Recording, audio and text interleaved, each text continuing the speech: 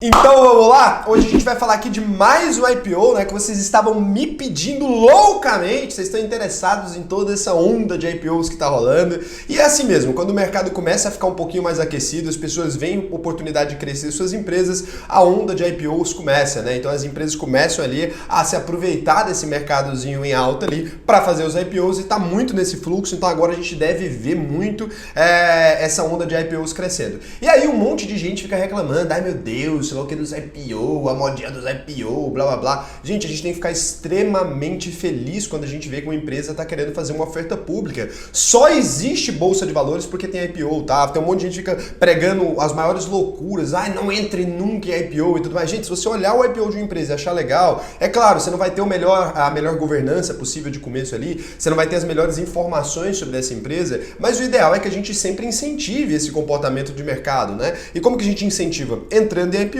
Porque se a gente não entrar em IPO, menos empresas vão achar que essa é uma oportunidade bacana. O mercado secundário não gera nada para a empresa, né? Então, quando eu compro uma ação de você, quem fica com o dinheiro é você. E assim, não muda nada para a empresa em si. Então, a gente tem que entrar nos IPOs, porque é isso que vai fazer mais empresas acharem interessante vir para a bolsa. Então, quando você olhar um IPO e achar bacana, se você olhou o prospecto da empresa e tudo, óbvio, você não vai fazer sua maior posição numa empresa que tem um IPO recém-feito, né? Mas não faz sentido evitar completamente os IPOs, porque isso não é bom para o mercado. A gente precisa que as empresas estejam ali fazendo cada vez mais IPOs e eu gosto muito, fico muito feliz com essa onda de IPOs, tá? Feito esse disclaimer aí, porque eu acho que muita gente estava falando um monte de besteira sobre IPO, vamos começar aqui.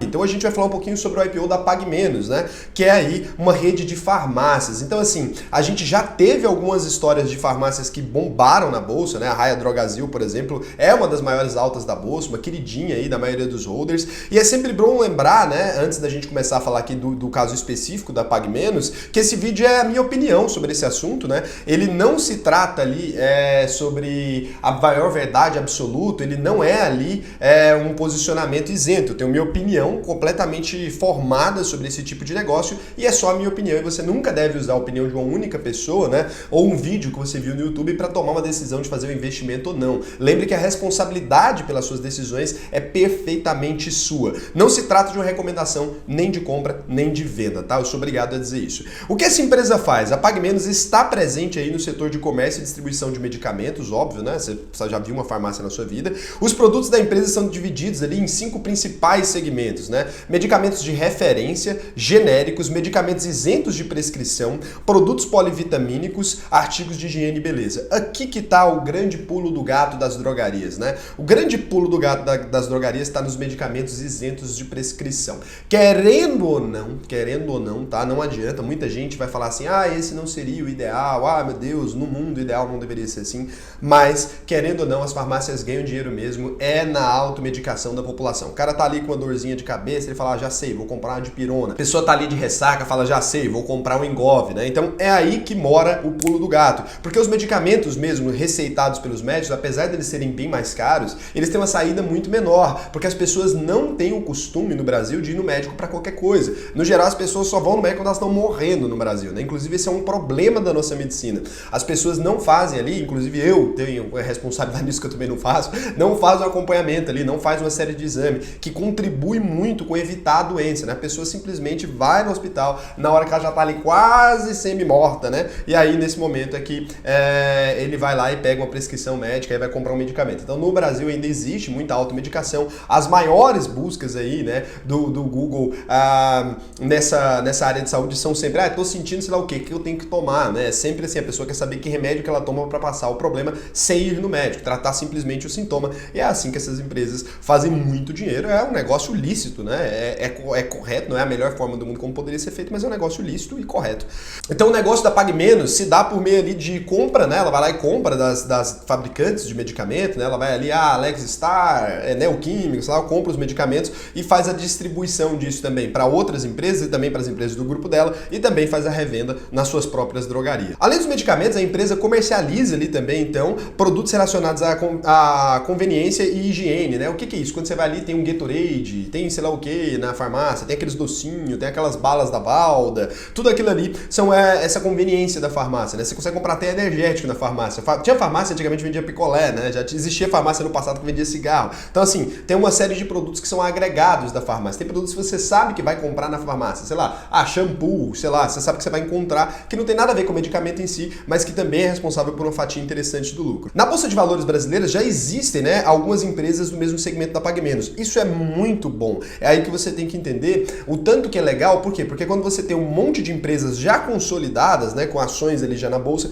você pode comparar os números dessa empresa que está se propondo a fazer um IPO com essas outras empresas. E normalmente, para a empresa ter o descaramento de fazer um IPO, tô falando na brincadeira, mas é isso mesmo, para ela ter coragem de fazer um IPO ali, significa que ela acredita que os números dela são bons, porque senão ela não conseguiria, né, fazer uma abertura de capital interessante. Então, as maiores concorrentes dela que já estão na bolsa, eu já falei uma para vocês, que é a Raia Drogasil, RADL3, né, a Panvel, PNVL3 e PNVL4, uma empresa muito interessante, quero falar para vocês sobre ela depois. A D1000, né, ali, que é a DMVF3, né, que abriu capital recentemente, a Drogarias 1000 ali, a D1000, né. Agora o seguinte, se você não me segue lá no Instagram ainda, cara, vai lá, @ORaulSena, tá? E faz um comentário na última foto lá. Eu vou enviar um prêmio para uma dessas pessoas que fizer esse comentário lá. Vou pensar no prêmio. Então, se for lá na última foto que tiver postada lá e comenta um peixinho no final para eu saber que você veio daqui. Só vai concorrer quem veio daqui, né? Então tem que comentar aquela sardinhazinha, o peixinho lá, o emoji, lá no final do seu comentário. Você coloca, muito bonito, nossa, pode colocar o que você quiser lá e no final a sardinhazinha. Não sei qual assunto que vai estar lá no feed, então você faz isso. @ORaulSena. Então, vamos continuar aqui. E já se inscreve no canal se você não é inscrito, né? Se você não conhece esse canal ainda, o que você está fazendo da vida, né? Não sei nem o que você está fazendo da sua vida. Estrutura física e logística, né? Qual que é a estrutura ali da PagMenos, né? Ela tem 1.112 lojas, é muita coisa, tá? Ela tem 239 lojas em estado de maturação, então, ou seja, além de 1.112 farmácias ali já abertas, né? Ela ainda tem 239 lojas em estado de maturação. Dá uma olhada nesse mapa aqui para você entender o que é 1.112 lojas, né? Então aqui só em Goiás, onde a gente está aqui, onde eu estou falando agora, tem 30, no Distrito Federal tem 18, em São Paulo tem 85, no Paraná tem 15, Santa Catarina tem 20, no Rio Grande do Sul tem 8, no Mato Grosso tem 23, olha que loucura, né? Então ela atende aí mais de 300 cidades e tem mais de 20 mil colaboradores. Cara, 20 mil colaboradores. Você está falando de uma empresa ali com 20 mil funcionários, loucura, né? Então, o crescimento de mercado, o crescimento da PagMenos ali pode ser descrito de maneira similar ao crescimento do setor farmacêutico, né? No último ano, o mercado brasileiro movimentou mais de 215 bilhões de reais, tá, nesse setor, apresentando um crescimento aí da casa de 10%. Então, vê um aumento muito grande no ano passado, né?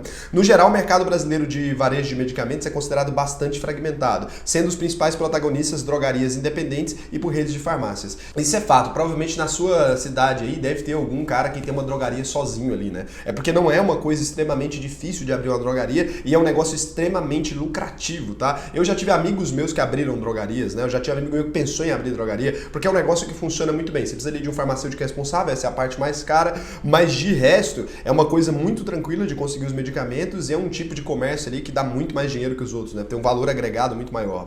Então, nos últimos anos, o mercado de medicamentos brasileiro cresceu sua receita bruta aí em aproximadamente 14,6% entre 2008 e 2018, né? Dá uma olhada nesse gráfico, olha, se você olha ali, você fica realmente chocado, né? O número de vendas aumentou consideravelmente, né? O mercado farmacêutico no Brasil tem crescido a passos largos aí, né? E o que levou esse crescimento ali a partir dos anos 2000, mais ou menos, que eu acho que é quando a lei de genéricos foi criada, né? O Brasil, ele tem uma lei muito diferente dos outros países, que são esses medicamentos genéricos. Então, na maioria dos países, você só tem esse medicamento, o principal ali, eu não lembro o nome, se alguém for farmacêutico aqui, faz a complementação, por favor, mas eu acredito que isso se chama medicamento de referência, que é um medicamento ali que é realmente criado pelo laboratório, né? Ele cria uma fórmula ali e tudo, e depois de alguns anos essa patente cai ali e as pessoas podem fazer os medicamentos genéricos. Isso é uma coisa brasileira, inclusive, isso barateou demais o preço do medicamento no Brasil e tornou muito mais acessível, porque nos outros países, por exemplo, você não tem esse genérico, então toda vez que você compra um medicamento, ele vem escrito, genérico, né, com uma tarjazinha ali, significa que você está pagando muito barato, né? Às vezes é 10% do valor do original, tá? Tem medicamento que é muito mais barato ainda, isso deu um impulso ali no sentido de melhorar mesmo as vendas das farmácias brasileiras que tem esses medicamentos genéricos ali e além de tudo deu uma melhoria geral na saúde do Brasil, tá? Porque assim, era muito difícil, era muito inacessível encontrar esses medicamentos. Uma pessoa quando ela tá numa situação de vulnerabilidade ali, uma pessoa mais pobre, né? Ela não tem dinheiro às vezes para pagar R$100 numa caixa de remédio, né? Ninguém tem, e a pessoa poder comprar esse medicamento ali por 10, 15 reais fez toda a diferença. Se você pesquisar a história do Brasil antes disso ali, você vai ver que muitas pessoas ainda se tratavam ali usando raízes e sei lá o que, né? Porque era uma coisa muito inacessível o medicamento e a lei de genérico mudou tudo aí para essas pessoas e tornou acessível e com isso o lucro das farmácias. E aí foi aí que veio essa explosão desse número de farmácias que a gente conhece hoje. E além disso, a gente vê ali o aumento de renda e consumo per capita, então o aumento de renda faz o número de vendas nas farmácias aumentarem. É só você parar para ver se você já foi uma pessoa um pouco mais, mais pobre na infância, agora você tem mais dinheiro, talvez. É só você ver quantas vezes você passou a frequentar a farmácia depois que você começou a ganhar mais dinheiro, tá? Porque medicamento não é uma coisa que a população fica comprando à torta direita porque é caro. Então, o aumento da renda e do consumo per capita fez muita diferença. O envelhecimento da população também fez muita diferença, né? O índice de mortalidade no Brasil era muito alto e agora a gente tem cada vez mais chegado numa expectativa de vida maior, né? A expectativa de vida no Brasil era muito baixa e ela tá aumentando, cada ano aumentando, porque o Brasil está se tornando um país que tem mais saneamento, tem mais estrutura e com isso, obviamente, a população vai envelhecer, né? E ao controle precoce de patologias. Então, as pessoas começaram a se tratar antes de chegar no problema, que é isso que eu tô falando, né? Tem gente ali, por exemplo, todo ano eu vou ali e vou tomar um medicamento antiparasitário, todo ano eu vou tomar, então as pessoas vão fazendo esse tipo de rotina aí, porque elas vão no médico, o médico recomenda, pelo menos era isso que era para acontecer, na verdade eu tô fingindo de bobo, elas não fazem isso, elas simplesmente compram mesmo,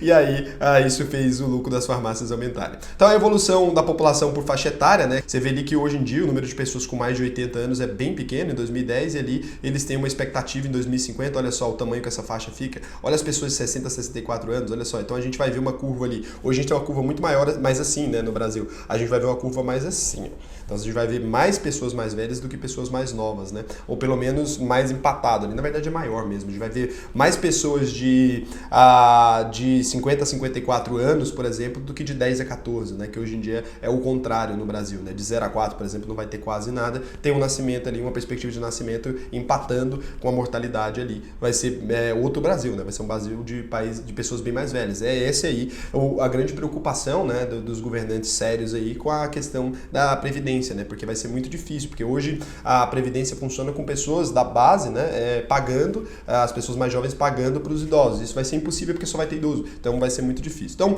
crescimento da empresa, né, um CAGR aí, crescimento de 19,6%, né, é simplesmente abusivo aqui esse CAGR, né, se você vê ali em milhões de reais, né, você tá vendo aí o gráfico de 2000 até agora, olha o tamanho dessa curva, né, parece ali, sei lá, isso não é nem curva de crescimento de receita, né, isso é curva de loucura ali, se você comparar 2000 com hoje, dá não sei quantas vezes, né, loucura a quantidade de crescimento. Então a empresa vem apresentando aí uma taxa de crescimento média de 19,6% na receita, é muita coisa, né. Então com relação ao lucro da empresa, que a gente vê que a empresa vem perdendo lucro para crescer, né, porque ela tem um crescimento de receita, mas não está se mostrando isso no lucro. Por quê? Porque a empresa pode estar expandindo, criando mais lojas, né, isso é um processo natural, mas aqui você olha, é importante ressaltar isso aqui, que em 2017, né, a gente viu um lucro de 107,4 milhões, em 2018 47,9 milhões e aqui em 2019 já um lucrinho ali de 23,8 milhões, já um lucro pequeno, né, comparado com o que ela teve outra hora. Então, do lado do EBITDA aqui também houve uma queda anual, né, vocês já estão cansados de saber que EBITDA ali, earnings before interests,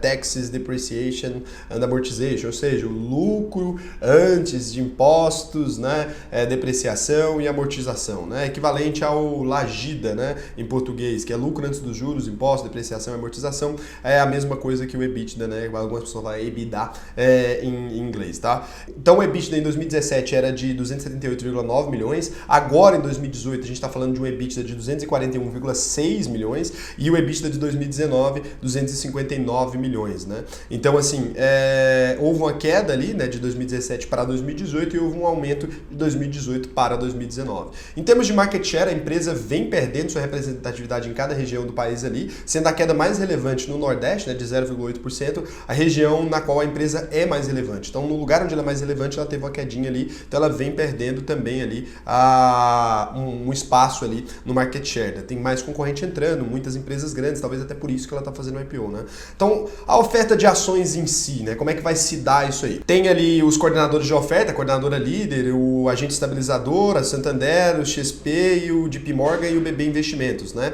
A total de quantidade de ações aí vai ser de 87.803.463 ações, né? Você pode ver aí, né? O percentual de cada coordenador de oferta, 37,50% fica com o coordenador principal ali. A operação também prevê a negociação de lote suplementar e adicional em favor dos coordenadores de ofertas e para investidores, caso haja excesso de demanda demanda ali, né? Isso poderia levar o número de papéis em até 15% do total. Então, ainda pode aí criar, né, se tiver um excesso de demanda, ainda podem ser criados aí 13 milhões e 181 mil papéis novos aí, né? Qual vai ser o ticker da empresa, tá? Vai ser PGMN3, tá? A data do IPO, então a data que ela vai estrear na bolsa, no dia 2 de setembro, já tá muito em cima, eu queria ter feito esse vídeo antes, não foi possível, mas ainda dá tempo, né? O montante arrecadado ali, cerca de 1,3 bilhão, né? A faixa de preço entre R$10,22 e R$12,54, né? Vai ficar entre esses dois valores ali.